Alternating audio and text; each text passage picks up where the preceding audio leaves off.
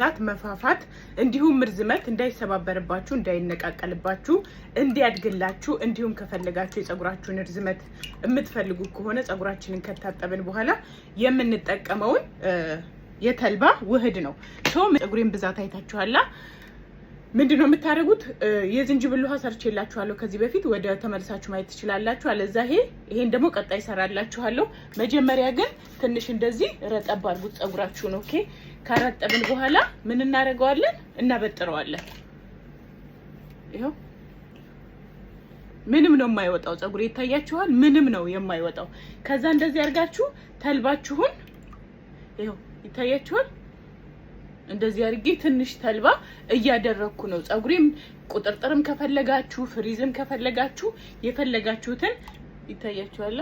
ይሄው እንደዚህ አድርጌ እንደዚህ ያደርገውና ከዛ ፍሪዝም ከፈለጋችሁ እንደዚህ አድርጋችሁ ፍሪዝ ማድረግ ትችላላችሁ። በነገራችን ላይ ይሄው እንደዚህ አድርጌ ገምጄዋለሁ። ላሳያችሁ እንዴት እንደሰራሁት። ፍሪዝ ነው። አሁን ይሄን ስፈታው በቃ የሚያምር ያበደ ፍሪዝ ነው የሚሆነው። ኦኬ ሶ ይሄው አሁን ኦሬዲ ተልባና የትኛውም አይነት ጭቃ ቅባት እርጥብ ሆኖ ጭቃ ቅባት ግዴታ ያስፈልገዋል። ከዛ እንደዚህ ተልባይን ከቀባሁት በኋላ ምንድነው የምታረጉት? ይኸው ፀጉሬ የት እንደደረሰ አይታችኋል። ምንድነው የማረገው? እንደዚህ ለሁለት ከፍለዋለሁ። ካበጠርኩት በኋላ ለሁለት ከፍሉና እንደዚህ አድርጋችሁ ይሁት ትገምዱታላችሁ።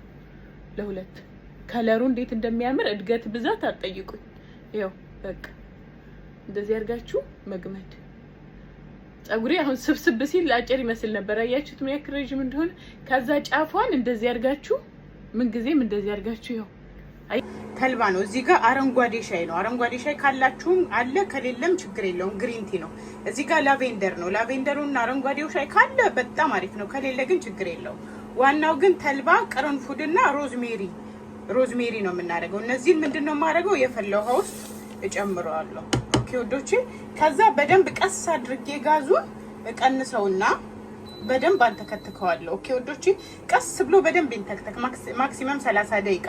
የውሃው መጠን ችግር የለውም። ተልባውም 1 ማንኪያ ተልባ፣ 1 ማንኪያ ቅርንፉድ፣ እንደገና የሮዝሜሪውንም እንደዛው እንዳላችሁ ቤታችሁ እንዳላችሁ አድርጋችሁ መጥናችሁ በደንብ ማንተክተክ። ኦኬ